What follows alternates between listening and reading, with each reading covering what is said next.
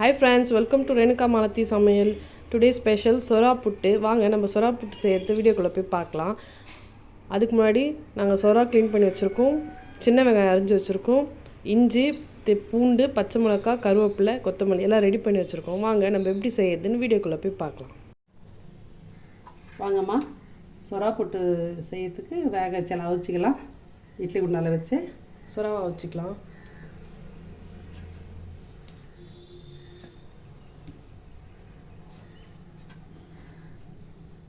ஒரு கரெக்டாக வேகட்டம்மா. மூடியெல்லாம் இட்லி குண்டான் போட்டு பார்க்கலாம்.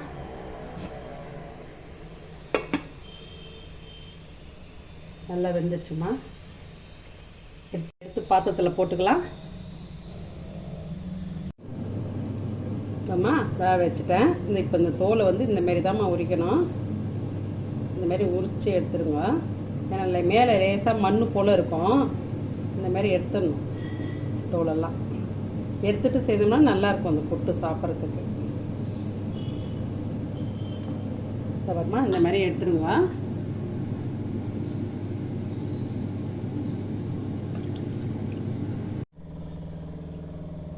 வாங்கம்மா எண்ணெய் போட்டுக்கலாம். சொரா புட்டு செய்யறதுக்கு வெங்காயம் வதக்கலாம். ஒரு 2 ஸ்பூன் எண்ணெய் விட்டுக்கிறேம்மா. வாங்கம்மா கொஞ்சம் சோம்பு போட்டுக்கலாம். கடுகு போட்டுக்கலாம்.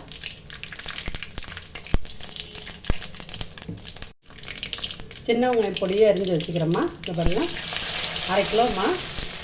1 கிலோ 1.25 கிலோ சொரா 1/2 கிலோ வெங்காயம் பொடியை அரிஞ்சு வச்சுக்கிறேன். சின்ன வெங்காயம் தான் போடணும். இல்லைனோட பெரிய வெங்காயம் போட்டால், சின்ன வெங்காயம் போட்டால் ரொம்ப நல்லா இருக்கும். ரொம்ப டேஸ்ட்டாக இருக்கும் சின்ன வெங்காயம் போட்டால்.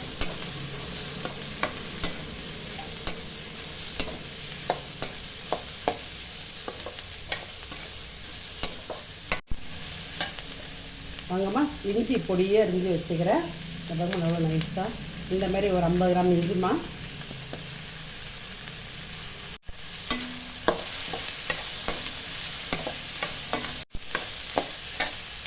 அப்புறமா 100 கிராம் பூண்டு பொடியே அரிஞ்சு வச்சுக்கிறேன். இந்த பாருங்க, துண்டு துண்டாக அரிஞ்சு வச்சுக்கிறேன். 100 கிராம் போடுங்க.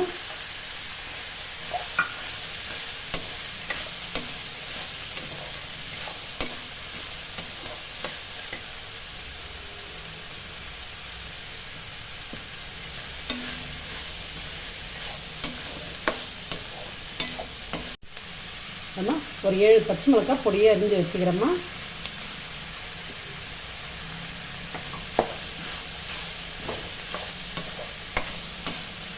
ஏன்னா மிளகாத்தூள் போட மாட்டோம், பச்சை மிளகாய் தான் காரமாக. அதனால ஒரு 7 பச்சை மிளகாய் பொடியே அரிஞ்சு வச்சுக்கணும். மிளகா பொடி போட்டோம்னா கலரே மாறிடும். சொரா புட்டோட கலரே மாறிடும், டேஸ்ட்டும் மாறிடும்.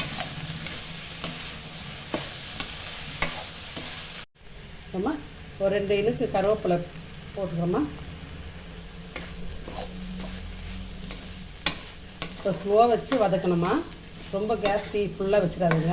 இப்போ சிம்லேயே வச்சு வதக்குங்க. இது சின்ன வெங்காயம் சீக்கிரமாக வதங்கிடும்.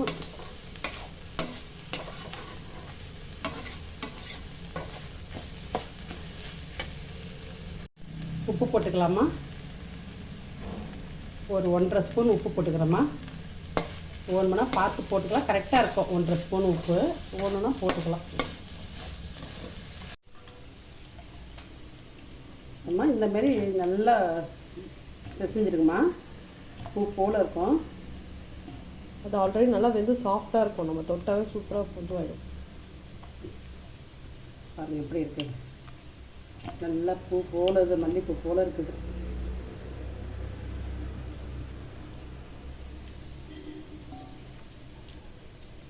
நல்லா மஞ்சள் பொடி போட்டு உப்பு போட்டு நல்லா கழுவி வச்சிரும். அந்த மஞ்சள் தெரியுது.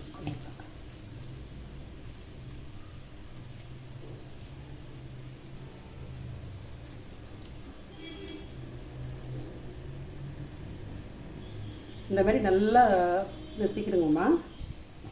இந்த எலும்பு கூட இதில் போட்டுக்கலாம், நல்லாயிருக்கும். அது 2ஆக உடச்சிட்டு போட்டுக்கலாம். வானானா எடுத்துடலாம், ஓணுன்னா போட்டுக்கலாம். வேறு எந்த முள்ளும் கிடையாதுல்ல இதில். ஆனால் நல்லா டேஸ்ட்டாக இருக்கும் அது எண்ணெயில் இருந்து சாப்பிட்டா.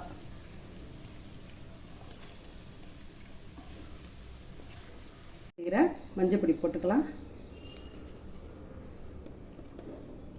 ஒரு 1.5 ஸ்பூன் போட்டுக்கலாம். ஒரு மிளகுத்தூள் போட்டுக்கிறோம்மா. குட்டி ஸ்பூனு 2 ஸ்பூன் போட்டுக்கிறேன். அப்புறம் பார்த்து கூட போட்டுக்கலாம். பாருங்கள், நல்லா பூ போல் ஆயிடுச்சு பாருங்கள்.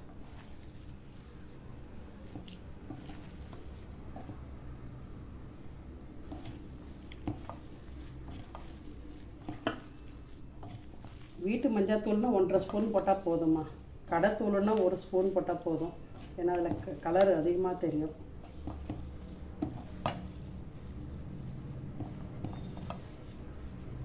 பாருங்கள், நல்லா கலராக நல்லா ஆயிடுச்சு. நல்லா பூ போல் பிசைஞ்சாச்சு. இப்போ இந்த வெங்காயம் மிக்ஸ் பண்ணி வச்சுக்கலாம், வதக்கி வச்சுக்கலாமா. இதில் மிக்ஸ் பண்ணிடலாம்.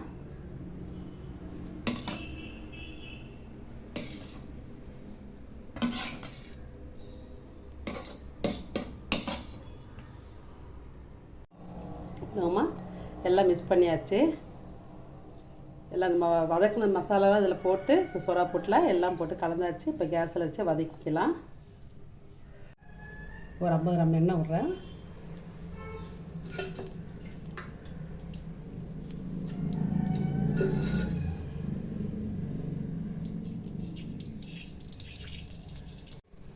வாங்கம்மா, கருவேப்பிலை 2 போட்டுக்கலாம்.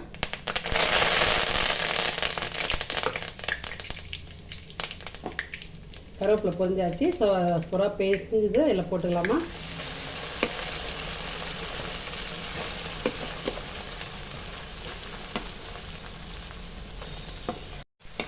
நல்லா கலரி விடுங்கம்மா. ஒரு 7 நிமிஷம் கலரி தான் எடுக்கணும். உடனே எடுத்துடக்கூடாது.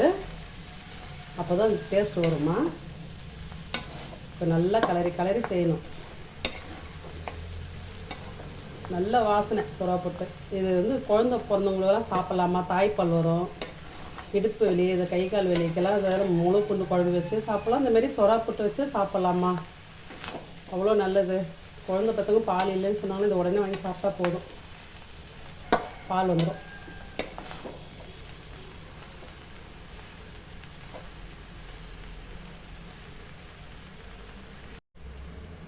கொஞ்சம் எண்ணெய் விட்டுக்கலாமா.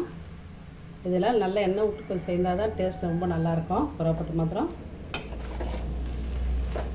இதோட போதும்.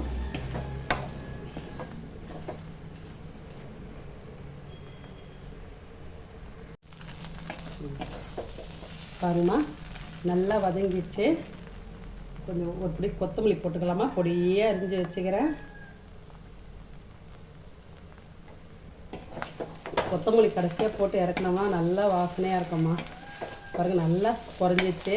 நல்லா சுருங்கி வந்துச்சு பாருங்கள். எல்லாம் கலர் பாருங்கள், yellow colour, light yellow colour நல்லா இருக்குது. நல்ல வாசனை. சுறா புட்டுன்றது வீடே மணக்குது. அரை ஒரு ஆயிடமா இதை செய்து முடிக்கிறதுக்கு. ஆனால் செய்தால் சாப்பிட்டா நல்லா இருக்கும். டைம் ஆகுதுன்னு பார்க்கக்கூடாது. இது செய்து சாப்பிடுங்க. கிடைச்சா கிடைக்கும், நிறையா கிடைக்கும். இந்த சீசனில் தான், மழை காலத்தில் நிறையா கிடைக்கும். உடம்புக்கு நல்லது. கை கால் வலிக்கு, இப்போ தாய்ப்பாங்களுக்கு பறத்துக்கு எல்லோரும் சாப்பிட்லாம். சாம்பார் சாதத்துக்கு, ரசம் சாதத்துக்கு.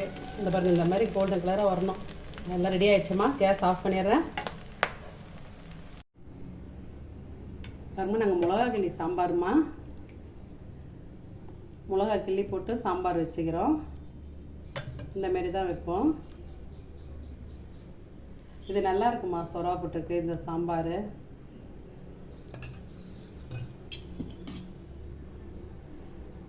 சுறா புட்டு வச்சுக்கலாம்.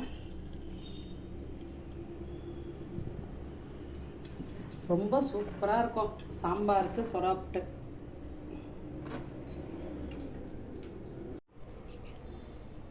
ஹாய் ஃப்ரெண்ட்ஸ், பாருங்கள், சூப்பராக ரெடி ஆகிடுச்சு சுறா புட்டு. சுறா புட்டும் மிளகாய் சாம்பாரும் செம்ம காம்பினேஷன். நீங்களும் இதேமாதிரி எங்கள் வீடியோ பார்த்து செஞ்சு ட்ரை பண்ணி பாருங்கள். மறக்காமல் எங்கள் சேனலை சப்ஸ்கிரைப் பண்ணுங்கள், லைக் பண்ணுங்கள். அடுத்த வீடியோவில் பார்ப்போம். சுறா புட்டு எப்படி வந்திருக்கு பார்க்கலாம் வாங்க. சூப்பராக இருக்குமா.